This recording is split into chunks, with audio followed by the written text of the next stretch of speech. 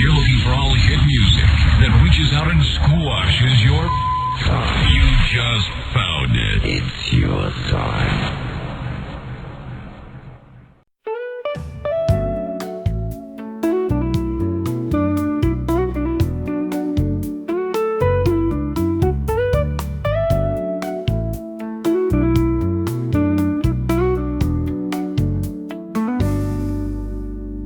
Allí donde las palabras cobran vida, donde la novela se besa con la poesía, donde la música se abraza con el teatro, allí donde las letras cocinan ambrosías, está nuestro lugar. Escenario de palabras, adelante estás en tu casa.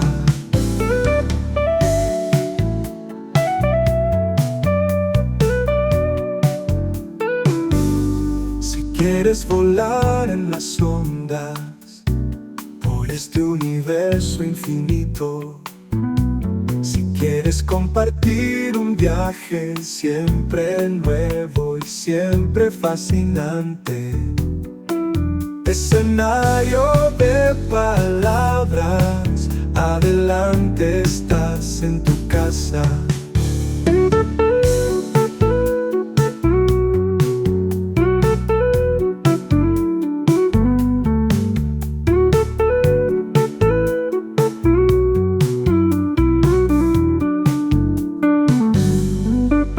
Escenario de palabras, adelante estás en tu casa. Escenario de palabras, adelante estás en tu casa.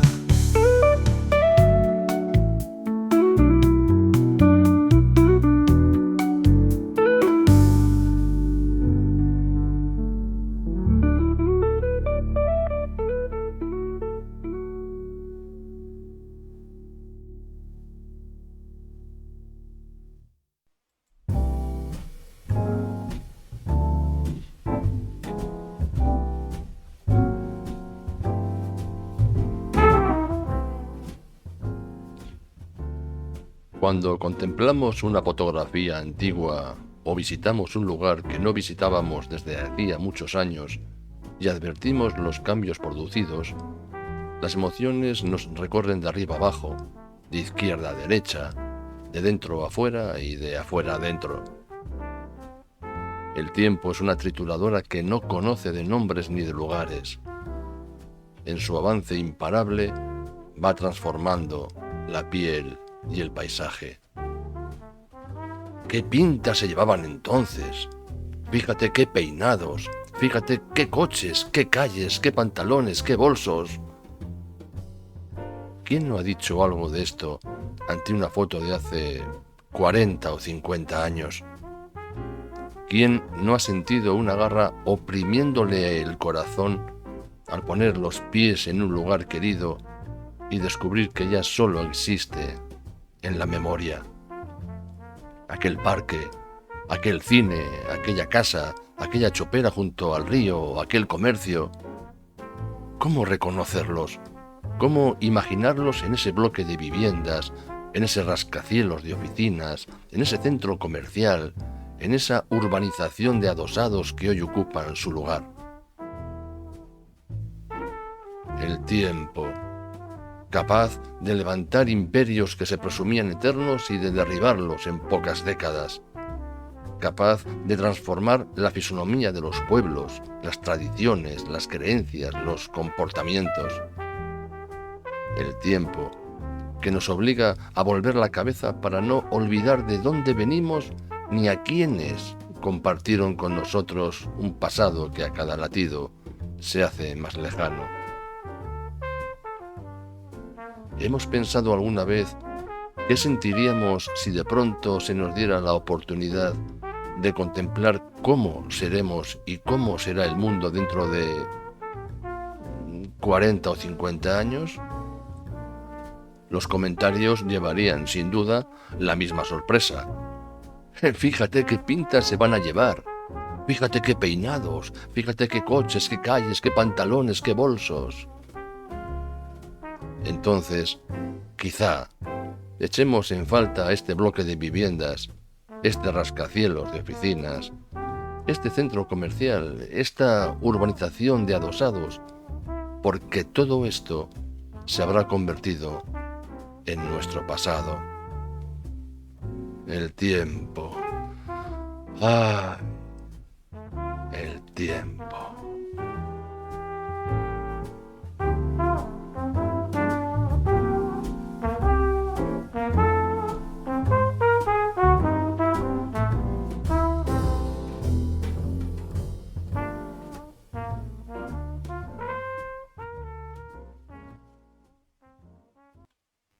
Pues sí, estáis escuchando Escenario de Palabras en otro nuevo programa. Saludar a todos nuestros escuchantes, nuestros oyentes, agradecer esa fidelidad que estamos viendo a través de los comentarios que en cada programa. Y bueno, como bien ha dicho José Luis, el tiempo pasa, el tiempo corre y ya estamos en el programa número 9. Pues sí, que parece que empezamos ayer y bueno, pues poco a poco se van sumando los programas, los temas, cada lunes algo diferente, por lo menos eso intentamos, y muy contentos de seguir contando, como tú decías, con esa fidelidad de nuestros oyentes escuchantes, a los cuales siempre enviamos nuestros saludos, nuestra gratitud, y que tanto en los mensajes públicos que ponen como sobre todo en los privados, que también nos llegan unos cuantos, pues nos siguen animando a que sigamos en la brecha y ofreciendo estas pildoritas de cultura simpática que intentamos transmitir. Y bueno, creo que no es necesario decir más, creo que todo el mundo ya estará deseando escuchar el programa de hoy. Eso sí, recordaros ese teléfono en el que podéis dejar vuestros comentarios, en el que podéis poneros en contacto con nosotros, que es el 634-037914. Repito, coger el boli, coger el rotu, coger la tinta invisible, lo que queráis, y anotar el 634-037914 para que nos dejéis vuestros comentarios, vuestro parecer, vuestras sugerencias. Y bueno, a mí me gustaría desear sobre todo, puesto que este programa lo podéis escuchar a partir del lunes de cada semana, nos gustaría desear un buen provecho a aquellos que desayunan con nosotros. Sí, que por lo que nos comentan son unos cuantos y dicen que esperan, ya se están acostumbrando a esperar el lunes para desayunar con escenario de palabras y lo que nos emociona es sentir, porque nos lo decís, que esperáis el lunes porque es como comenzar la semana de una manera simpática, amena, entre amigos, como decíamos, con pildoritas de cultura, de anécdotas varias, todo en torno al mundo del arte y saber que cada lunes hay gente que coge nuestra compañía para empezar la semana, para desayunar, para encarar el lunes que siempre suele ser pesado de llevar. Pues para nosotros es una alegría, un orgullo y antes también comentamos un empujón para seguir haciendo cositas y buscar curiosidades que os puedan hacer pensar, que os enseñen, que os diviertan y sobre todo que os acompañen en vuestro, aparte del desayuno, en vuestro lunes y en vuestro día a día. Y sin más, vamos a dar comienzo al programa de hoy. Que va de... Ya lo verán. Ah.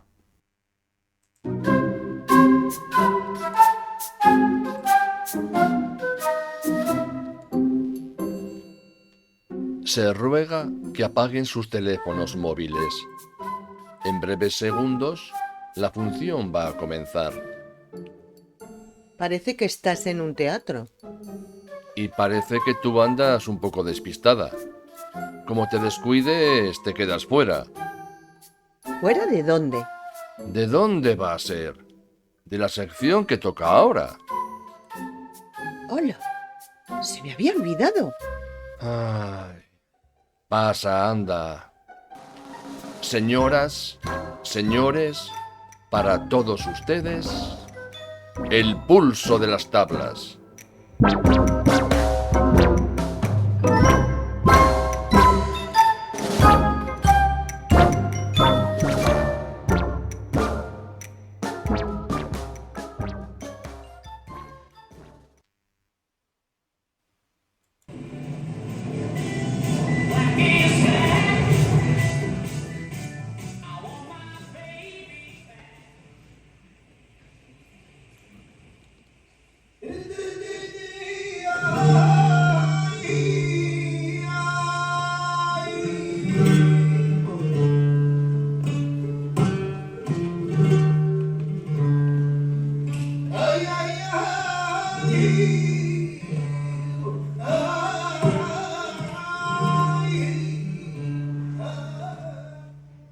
Te presento al autor de la comedia.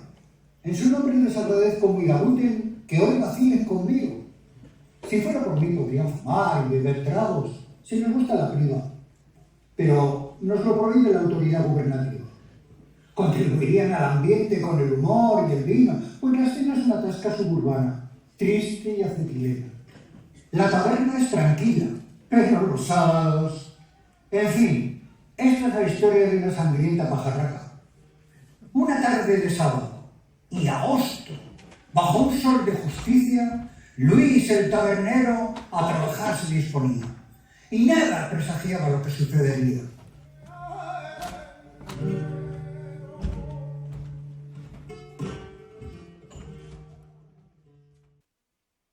Así comienza una de las obras más reconocidas y aplaudidas de Alfonso Sastre, La Taberna Fantástica. Como recordaréis, no sé si fue en nuestro primer o segundo programa, hablamos de la figura literaria de Alfonso Sastre, de sus inicios, de su creación, de su manera de trabajar, de su rebeldía, y también comentamos que una de las obras más, como decimos, emblemáticas es La Taberna Fantástica. Y comentamos pues que en un futuro programa se podría hablar de ella porque merece mucho la pena. Así que ese día ha llegado y hoy toca programa número 9 con La Taberna Fantástica. La Taberna Fantástica es una pieza teatral que ofrece muchas lecturas, dadas las circunstancias que rodearon al autor en la época en que fue escrita, así como lo que la obra en sí misma representa. Alfonso Sastre la escribió en 1966, el mismo año en el que fue encarcelado en la prisión de Carabanchel por participar en la Jornada Nacional contra la Represión en la Universidad de Madrid.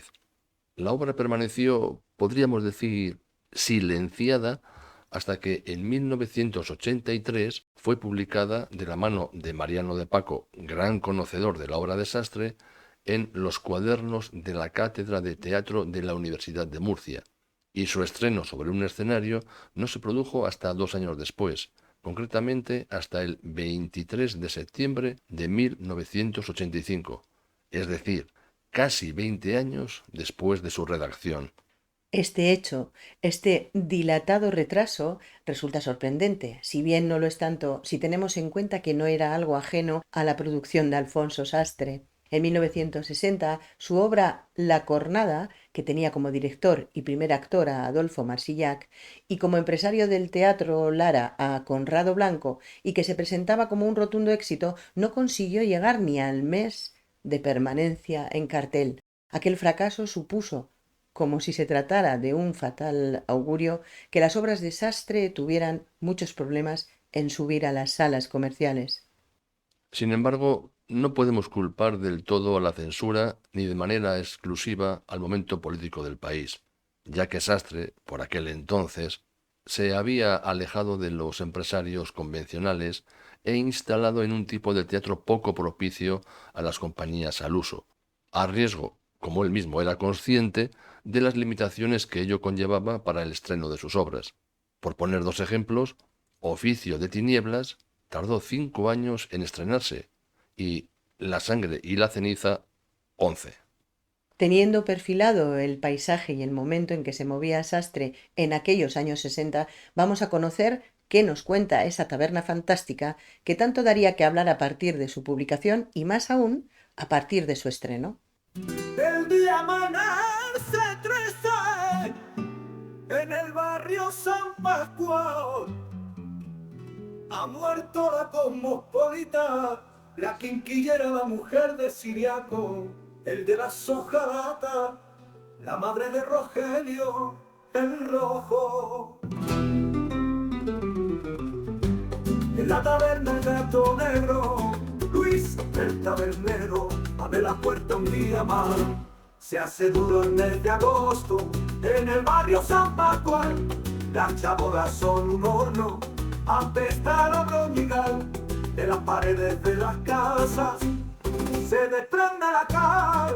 Luis el tabernero recibe a los parroquianos sin sonrisa en sus labios. Teme la presencia de Rogelio el Rojo, porque la Guardia Civil le anda buscando por mago, por kinky, por criminal. Y si le encuentran allí, le cierran el negocio. No es buen socio el Rojo en ese día de fular.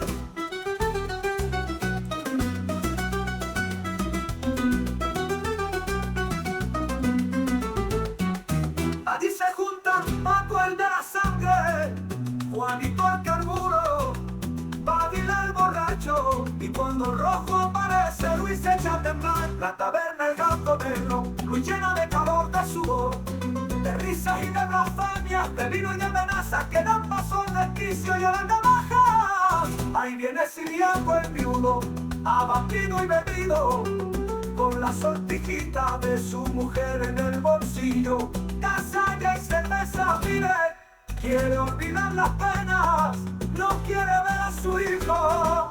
Ahí viene Loren, el sigo de las ventas, con su falsa ceguera reclamando justicia. Que puñetas, que no muerta, también fue su mujer un día. Rogelio y Siriaco, Paco y Loren, Loren y Siriaco, Carburo y el Rojo. Roja se tiñe la verde de día tan asiado. Luis descuelga el teléfono, llama a la policía todo acabado. Pobre barrio San Pascual, pobre taberna, pobre quinquillero, la quincalla.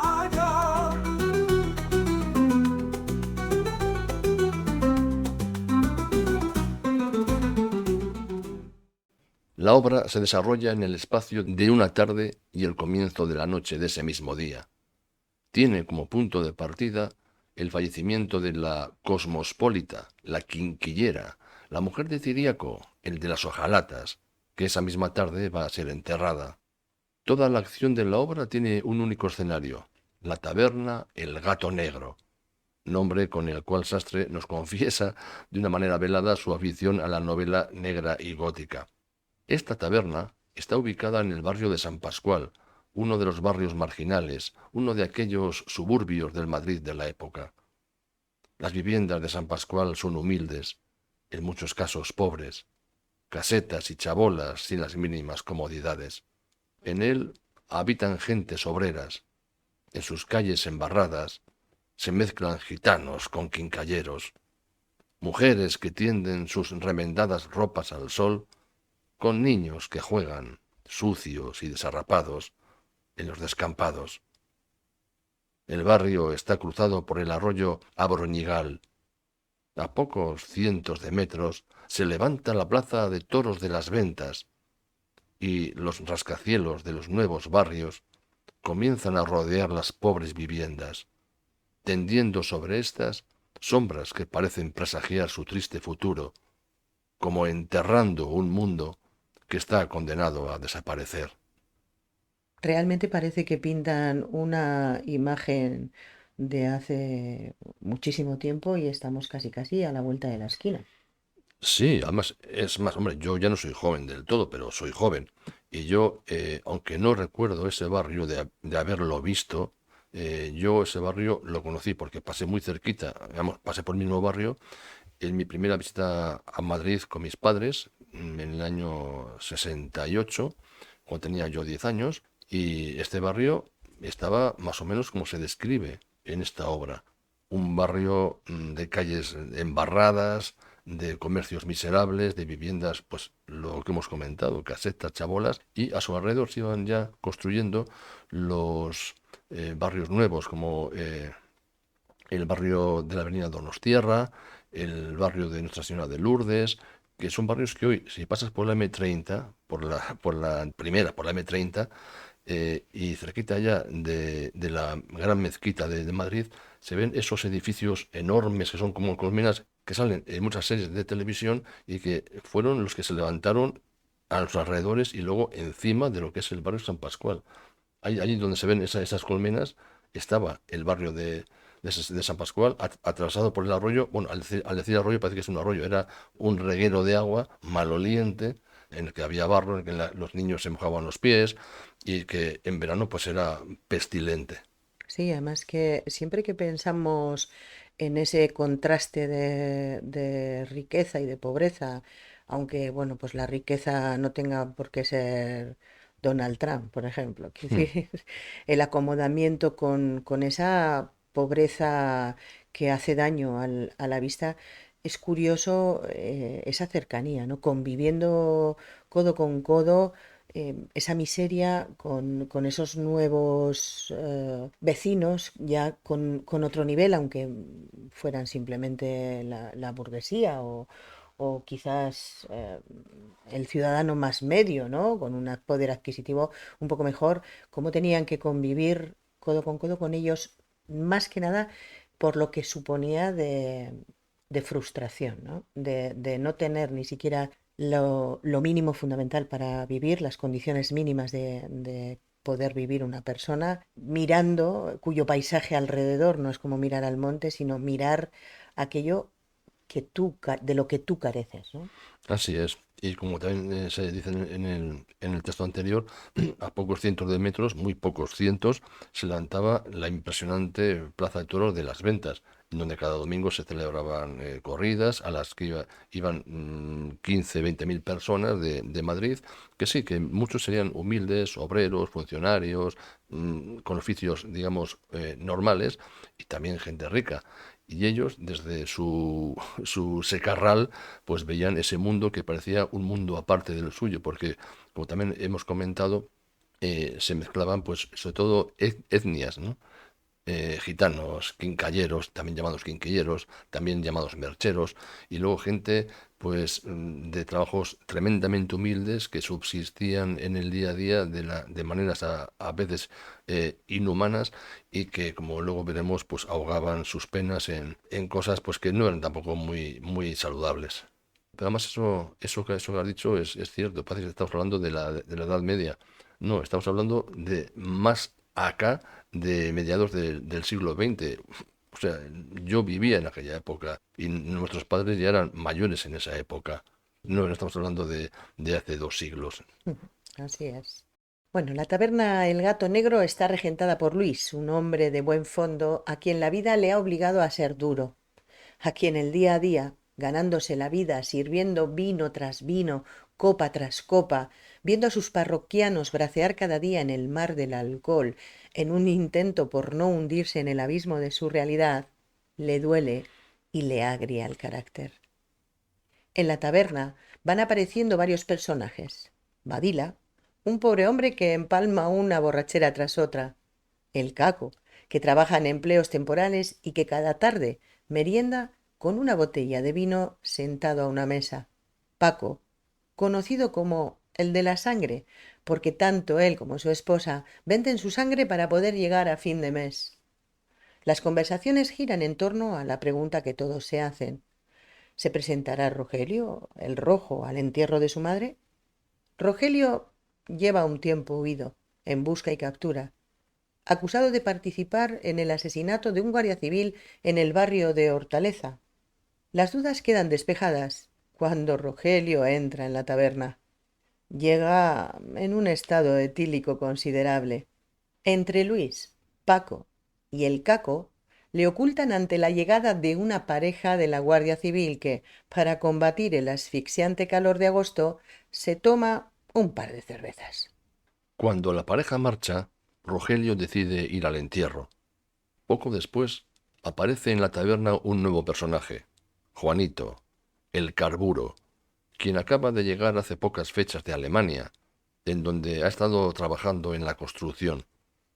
Viene buscando a Rogelio, su compadre y padrino de su único hijo, para que le aclare los rumores que corren por ahí de que ha dicho públicamente que la mujer de Carburo le ha puesto los cuernos en su ausencia.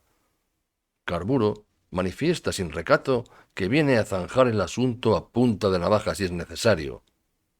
Luis y los demás clientes temen lo peor. Rogelio se presenta de nuevo y la atmósfera de la taberna se llena de amenazas, de voces, de bravuconerías. Rogelio y Carburo se enzarzan en una disputa que, agravada por el continuo consumo de alcohol, se convierte en una absurda montaña rusa de abrazos y de reproches, de emociones contradictorias, de encuentros y desencuentros.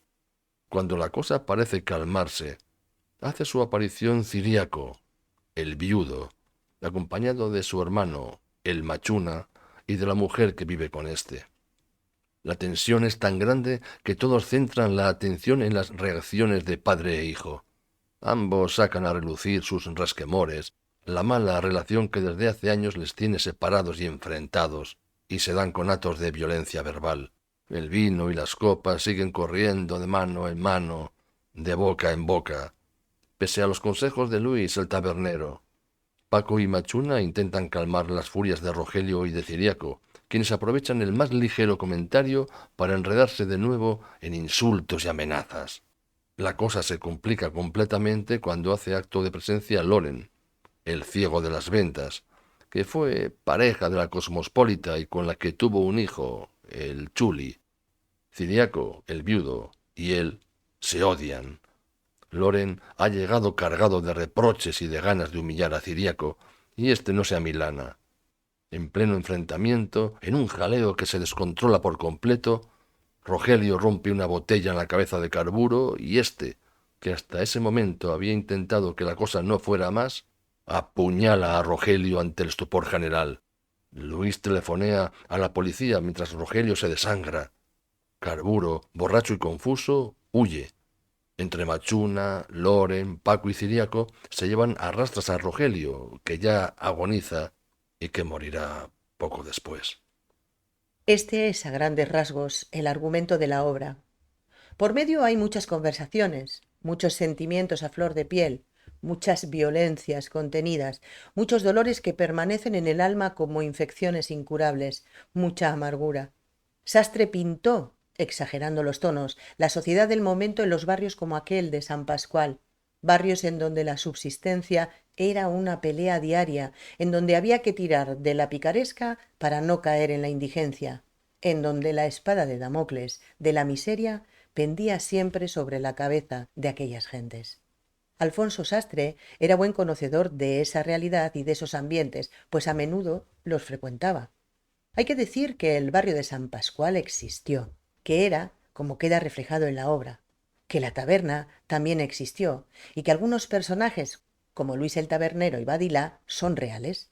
Sastre los conoció personalmente, tuvo ocasión de tratarlos y en ellos se inspiró para sus respectivos papeles. El lenguaje empleado en la obra se adecúa a la idiosincrasia de los personajes, añadiendo con ello un plus de realismo al ambiente. El lenguaje es el de los quincalleros de Madrid, con su jerga, con sus dichos, con sus expresiones.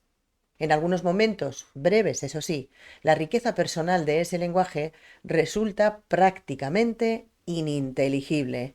Es como asistir a un idioma diferente.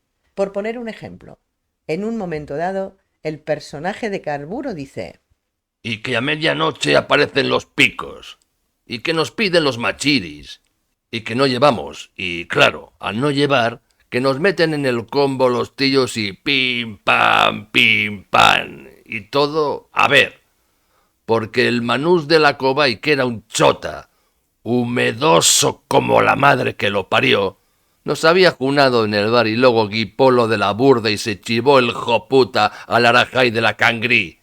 Y claro, a la pasma, que se fue con el cuento.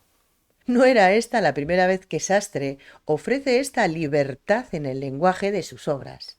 en Oficio de Tinieblas, ya había experimentado con las palabras como después haría en la mayoría de sus producciones. El gusto por el habla caló, por las expresiones marginales, le llevó incluso a escribir una excelente narración no exenta de elementos ensayísticos titulada Lumpen, Marginación y Jerigonza, de la editorial Argos Vergara de 1982. A este respecto, es reseñable también la cantidad de motes que se citan en la obra. En un momento dado, Rogelio, en su conversación con Carburo, enumera a los parroquianos que se encontraban cierto día en una taberna. Yo no sé quién habrá sido el mal follá que ha ido con ese cuento por ahí, porque que yo sepa, el otro día en el Gurugú, el único que estaba era el Perruna y el Caca, Paco de la Rosa, el piloto y Zambumbo, además del Cano y Julio el Ojalata, Satur, Canillas, Paco de la Rubia, Madruga, Modéjar, Kabila, el Huete, el Nene, el Niño, Colorín, Pata, Bote y Chaca y Chepa. Vamos, que yo recuerde. ¡Me cago en qué memoria! Los quinquilleros, término que proviene de quincalleros, los que trabajan la quincalla, era y sigue siendo una etnia de origen antiguo y con identidad propia. En aquellos años, que eran ya los de su decadencia como mantenedores de sus ancestrales tradiciones, se habían visto obligados por los cambios sociales a abandonar en buena parte su espíritu nómada y los trabajos que siempre habían realizado para ganarse el sustento. Esto se refleja en diferentes momentos de la obra, uno de ellos, cuando Rogelio, en una especie de reflexión emocionada, habla de su infancia por los caminos de Castilla en el carro, junto a sus padres. Me conozco el rollo de la vida mejor que nadie. Acabando que me ando homenajes por la muerte de un jundo que por mi madre que se habrán equivocado y yo qué sé, será por esta maldita tradición que tenemos de quinquilleros. O lo que es lo mismo, quincalleros. De los que hacían las ya por esos pueblos, solamente que ahora nos dedicamos mucho más al arreglo de puchero, paraguas, asientos, que eran las cosas que hacía el mujerío. También el personaje de Carburo, quien ya no se gana la vida como quincallero, habla de ello en otro momento de la obra. En su intervención quedan claras dos circunstancias. Por una parte, la baja estima de la que gozaban los quinquilleros, el desprecio que su solo nombre provocaba, y por otra, las malas relaciones que parecían existir entre los quinquilleros y los gitanos. Y a lo mejor vuelve, ¿no tú? No creo porque anda por ahí la Guardia Civil. Ah, claro que sigue en busca y captura. Pero si él estaba en el Espinar cuando pasó lo del guardia local, que oír. Yo no sé nada de eso, ni ganas. Yo estoy en lo mío. Ya, pues por mí que lo maten. Porque si no lo matan ellos, voy a ser yo. Porque una cosa es una cosa y otra cosa es otra cosa. Yo ni entro ni salgo. No, es que ya parece que decir quinquilleros es como decir hijo de puta. Y eso tampoco, que tú lo sabes que en este oficio los hay tan trabajadores como el que más. Y tan currantes como el que más. Y tan honrados como el que más. Que además, ¿qué palabra es esa de quinquilleros? Ni que fueran gitanos. La Taberna Fantástica pertenece al grupo de obras que Sastre acuñó como tragedias complejas. Lo definitorio de estas obras es el carácter del personaje trágico. El héroe trágico clásico es un ser idealista, puro y valiente hasta el sacrificio, que defiende con su vida unos ideales a los que siempre será fiel. El héroe trágico de Sastre es irrisorio, humano, vulnerable y afincado en la realidad más cercana. Las tragedias complejas tienen como tema la lucha de clases, el binomio opresor-oprimido, la persecución injusta a la que se ve sometido el héroe. Esta lucha de clases debe entenderse en un sentido amplio. Conflictos reales, problemas generacionales, racismo, etc. Atendiendo a su aspecto formal, las tragedias complejas son obras que no poseen la estructura tradicional de 3 actos, sino que se presentan en cuadros o episodios.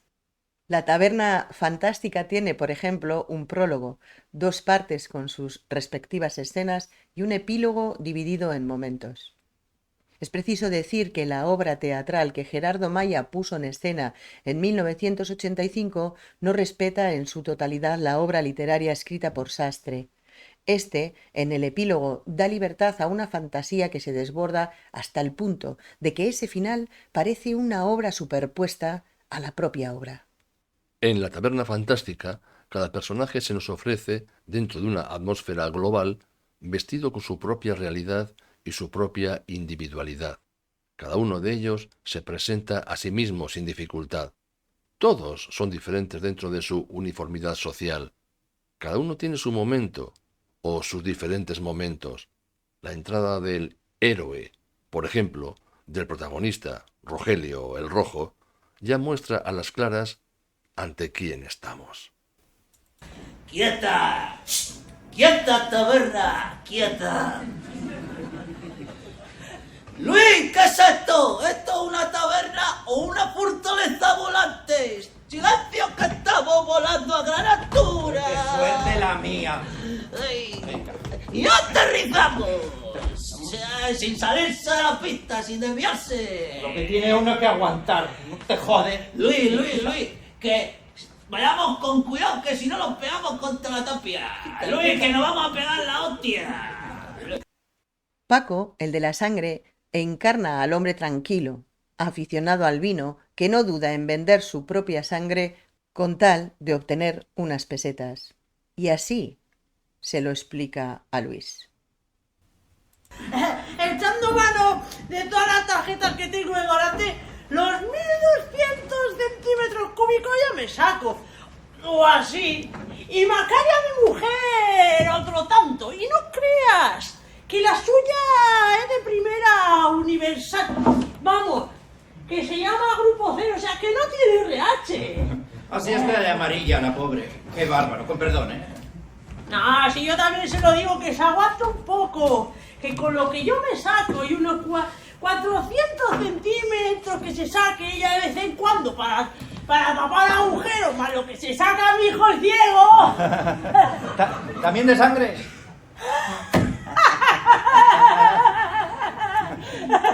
¡Con la venta de cupones! La paciencia de Luis el tabernero llega a su fin cuando Rogelio y Carburo, enzarzados en una pelea, le pinchan con la navaja un odre de vino. En su reacción queda de nuevo patente la diferencia entre los quinquilleros y los gitanos, y lo que para cada una de estas etnias podía suponer ser tachados de lo que no eran.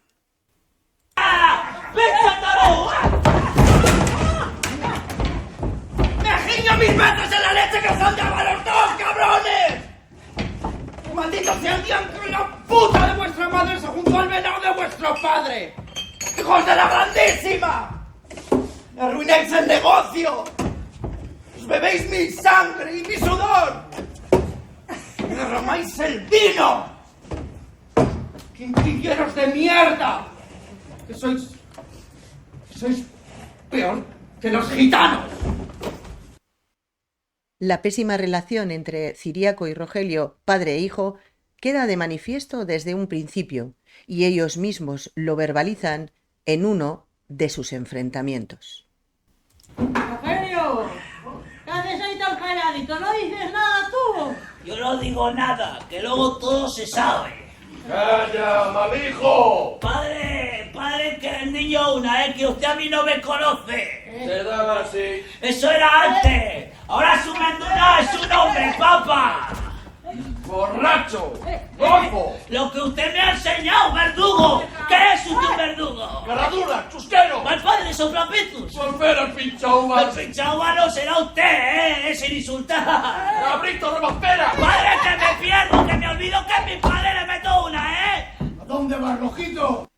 A mí lo que me fascina de esta parte es la originalidad de los insultos, ¿no? Sí, sí, pueden sonar a chiste y de hecho la gente se ríe cuando se dicen pinchauvas, robaperas, cabrito, estas cosas, pero es que en aquella época eran los insultos, los menosprecios que se daban. Y hay que tener en cuenta lo que antes decíamos, que estamos hablando de una etnia con sus tradiciones, su jerga, su forma de hablar, su forma de tratarse, sus jerarquías, y ese tipo de insultos, fíjate, cabrito, robaperas, Pincha cara dura, uvas. chusquero, pincha uvas, borracho, golfo. Ojo, en el fondo no son tan malsonantes No, por como eso, son muy muchos de graciosos. los que soy. Ahora, podrían ser quizás más hirientes, ¿no? Depende sobre todo de la forma que lo dijeras. Quizá para un quinquillero decirle que era un pincha uvas, que era un robaperas, era como, no sé, como ahora puede ser una ofensa grandísima. No voy a decir ninguna, por supuesto, en antena, pero que quizá no hay que ser tan impulsivo y tan emplear palabras muy, muy, muy gordas para herir a la gente en su sensibilidad. Y por supuesto sabían hacerlo, ¿eh? Sabían hacerlo.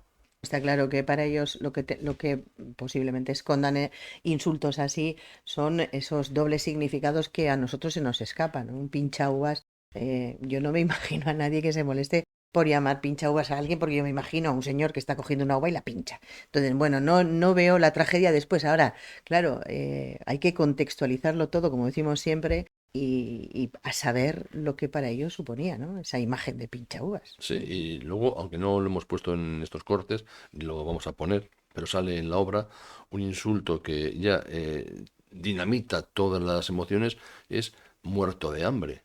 Ujú. Muerto de hambre y chalao, que hoy a alguien le pueden llamar muerto de hambre y te puede molestar, pero herirte y enervarte hasta el punto de sacar la navaja, eso es propio de aquellos tiempos. Quizá por eso que antes comentábamos, que eran tiempos donde la subsistencia era durísima, donde el pasar hambre era una humillación y era una realidad, y donde ese tipo de atmósferas se movían en estos parámetros de insultos que pueden sonar graciosos, como decíamos, pero que llevan un trasfondo bastante, bastante profundo. Hombre, yo sí que o sea, pienso, desde un análisis viendo la realidad de estas personas, muerto de hambre ya creo que era la connotación más clara del último escalón, ¿no? Porque, bueno, hacían todo lo que hacían por conseguir comida para sus casas, por poder tener, bueno, pues un hogar y una estabilidad, entre comillas, y ya que te llamen muerto de hambre, ya, yo creo que dentro de su propia escala, que es la más baja de aquel momento, sería lo más bajo de lo más bajo. Eso sí que puede ser muy entendible. Eso era una humillación en todas reglas, me imagino. Hasta la última parte de la obra, el personaje de Loren, el ciego de las ventas, se conoce por las alusiones al mismo que hacen los demás personajes. Loren es un perdedor más entre tantos perdedores. Llega pidiendo explicaciones y en uno de sus monólogos confiesa sin reparo lo que la difunta cosmopolita, que con su muerte ha reunido allí a los presentes, significa para él, a la vez que manifiesta el odio que siente hacia Ciriaco. ¡Pobre cosmopolita mía! Eras la chai más presumible de Guadalajara. Yo te quise legal, pero luego se te llevó este zorro con sus malas artes. Dime quién te recogió después cuando te quedaste en la puta calle por la mala cabeza de este banco. El ciego de las ventas, el cual tiene más corazón que cara. Y ya es decir, porque de cara tengo un rato ya. Y ya sé que se sabe que tengo más cara que vergüenza. Al final de la obra, los personajes no son los mismos que al principio. En el transcurso de esa tarde-noche, su evolución semeja el paso de toda una vida. Son vivencias al límite. Son emociones desbordadas. Carburo, que acaba de asestar a su compadre Rogelio un navajazo que le llevará a la muerte, grita que no quería hacerlo. Aquí queda una vez más de manifiesto la trágica importancia del alcohol ingerido sin control. Pero al mismo tiempo defiende su reacción, su respuesta a una ofensa, a un ataque, que cierra la puerta a cualquier racionalidad. Es decir, que para salvaguardar su honor no existían más salidas. Yo no quería. Yo no quería. Pero un hombre es un hombre. Hablando de su puesta en escena, el estreno, como hemos comentado al principio, tuvo lugar el 23 de septiembre de 1985 en la Sala Fernando de Rojas del Círculo de Bellas Artes de Madrid, bajo la dirección de Gerardo Maya y con un elenco encabezado por Rafael Álvarez, el Brujo. La fuerza y la magia que el Brujo imprimió al personaje de Rogelio, el Rojo, hace que ambos permanezcan unidos para la posteridad, indivisibles, íntimamente fundidos. El propio Alfonso Sastre dijo en su momento que el papel de Rogelio evolucionó en la piel del Brujo, que no era el mismo los primeros días de programación que cuando había superado las 100 representaciones, o las 200 o las 300.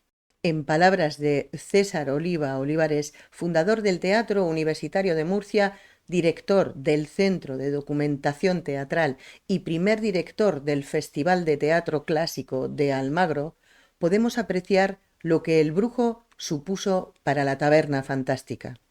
Por muy diferentes que fueran los escenarios, por muchos cambios que se produjeran en el reparto, el Brujo estaba espléndido en uno de los héroes irrisorios más notables de la dramaturgia de Alfonso Sastre.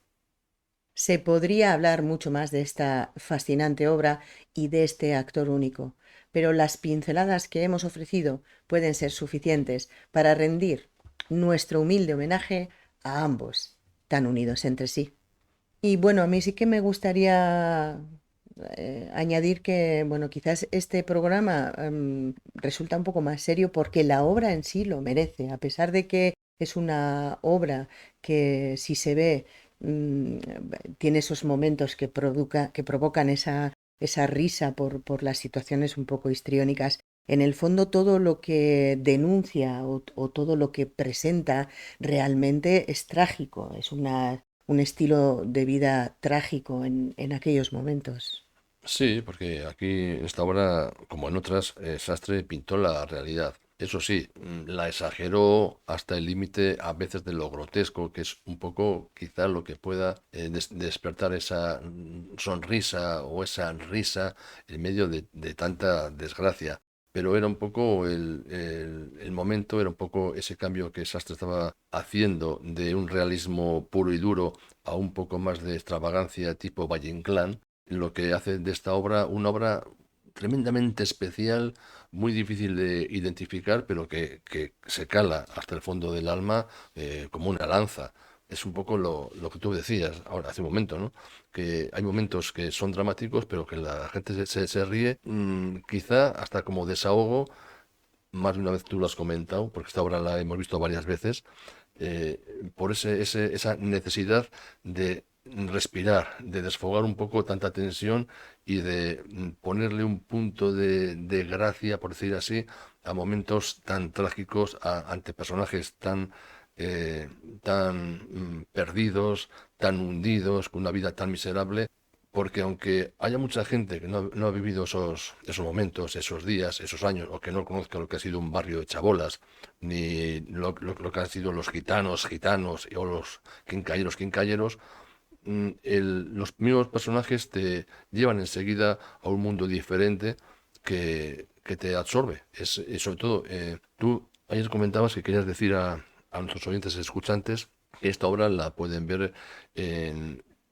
¿Cómo se llama?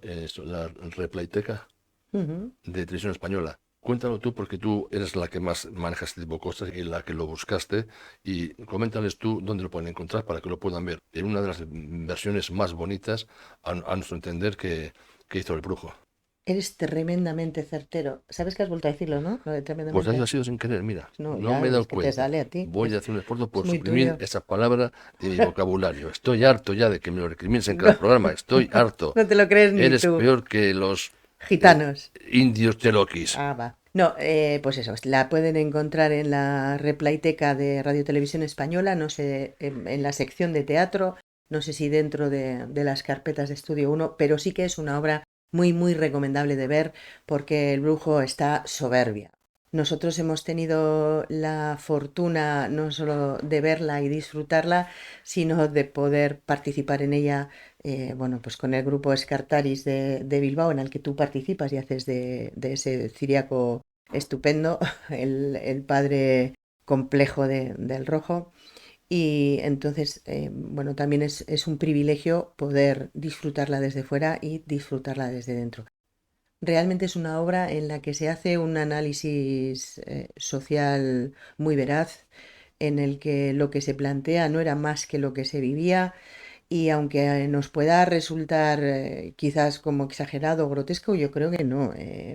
Esa situación entre lo, em, lo frágil que puede resultar una persona que se deja llevar por el alcohol, ¿no? Son como las bombas de relojería en la que no sabes cuándo van a estallar, y cómo se pasa del odio más exacerbado al cariño más entregado, ¿no? Bueno, pues son esas situaciones en las que despiertan las emociones de quien lo vean. Es una obra emocionante, de verdad, en la que no sales indiferente. Siempre, bueno, pues son obras que propician la reflexión y, bueno, que yo creo que son las que enriquecen, ¿no?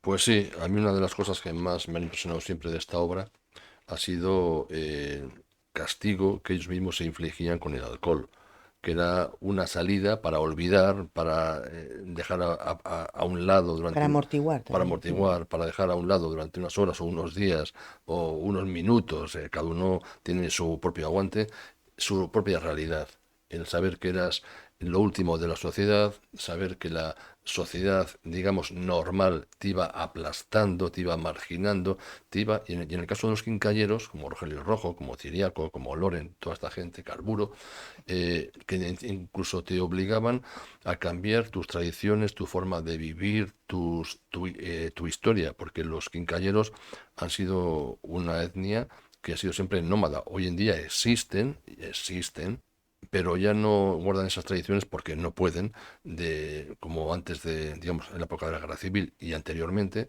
donde iban de pueblo en pueblo, eran gente muy nómada que se ganaban la vida pues haciendo palanganas, reparando temas de como sillas, paraguas, y eso sí, muy, muy perseguidos por el régimen y por la Guardia Civil.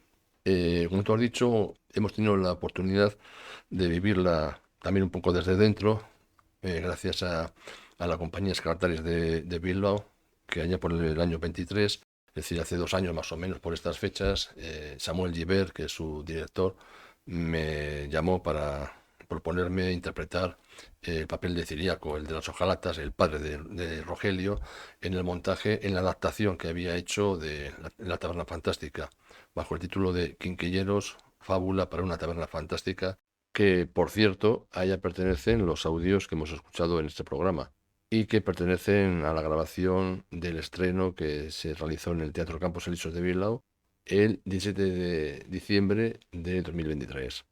Hemos hecho ya cerca de 10 o 12 funciones. Las próximas serán en Baracaldo, Arima Actore, a últimos de este mes. Luego en Anclares de la Oca también el día 4 de abril. Y bueno, ha sido una aventura el conocer la obra desde dentro, dar vida a un personaje. Y también, tú también lo has vivido porque tú has sido parte del equipo en muchas funciones. Y para mí hubiera sido complicado que no fuera así. Y desde dentro interpretar, salvando muchísimos universos de por medio con actores profesionales, salvando esas distancias, el dar vida a un personaje, pues es algo que luego lo ves diferente a él y al resto de los personajes, y más con el cariño y la profundidad que nosotros tenemos siempre para preparar nuestros personajes y nuestras historias, y además también con la, con la alegría de que el papel de Luis el Tabernero es interpretado desde el primer momento por nuestro querido compañero de ambos tres teatro, Ernesto F. Valerio. Sí, yo tengo que decir que además uno siempre gana, ¿no? Porque yo he enriquecido mi convivencia diaria, pues no solo con José Luis, sino con Ciriaco, que bueno, pues aparecía en cualquier momento, en la comida, en el desayuno, charlando, en un paseo, pues bueno, pues ahí tenía yo esa riqueza en la que no sabía si hablaba con José Luis o con Ciriaco. Es que cuando uno prepara el papel de la manera que cree que tiene que prepararlo, que es no interpretarlo, sino serlo.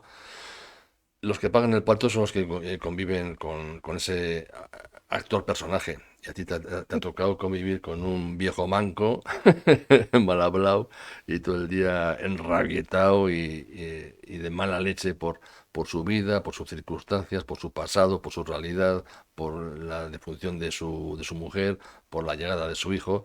Y bueno, pero digamos que de vez en cuando José también salía. De vez en cuando, ¿eh? De vez en cuando. Porque, bueno, además de Ciriaco, en este camarote de los hermanos Marx hay múltiples personalidades que nos enriquecen el día a día. Bueno, eso es un tema aparte que a la gente no le importa de momento. Pues eso. No me dejes en vergüenza. No será verdad, yo lo digo porque eso enriquece a la persona, en fin. Bueno, en este caso ya en el que vamos concluyendo con el programa, ¿cómo nos vas a sorprender para ofrecernos ese recuerdo del teléfono a ver, para nuestros queridos oyentes? Esta vez no he preparado nada, pero bueno, si me pasas el teléfono, bueno, te tarda un poco así, voy improvisando mejor. A ver tú, borracho, golfo, pinchaova, chusquero, robaperas, cabrito. Coge un papel o una tiza y apunta este teléfono que te voy a dar. 634-03-7914. ¿Has apuntado, robaperas? La madre que te parió. 634. Perdón que me ahogo, que no he bebido agua. 03-7914. Lamento esta disfunción vocal a última hora, pero es que yo mismo me he atragantado. Pero bueno, el cacho que ha quedado chulo. No es el ciriaco que tiene que quedar, pero seguro que Alfonso Sastre tampoco hubiera estado muy desesperado por escucharme. Pues lo dicho, no se lo tengáis en cuenta, no era para vosotros, le apoyo el personaje y que paséis una buena semana o que la paséis como podáis.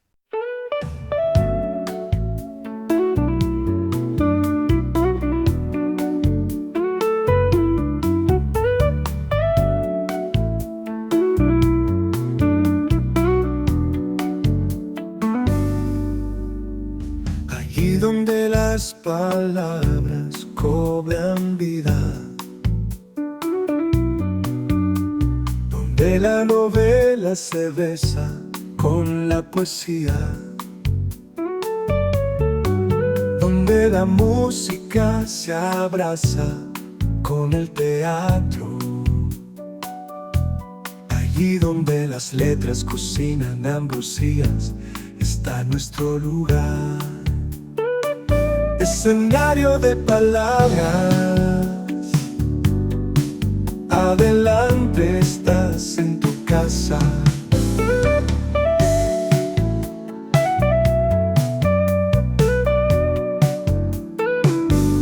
Si quieres volar en las ondas por este universo infinito, quieres compartir un viaje siempre nuevo y siempre fascinante.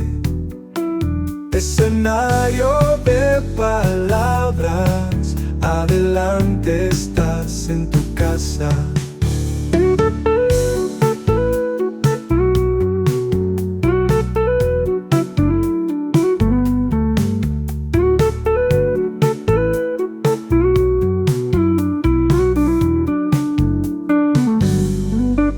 Escenario de palabras, adelante estás en tu casa. Escenario de palabras, adelante estás en tu casa.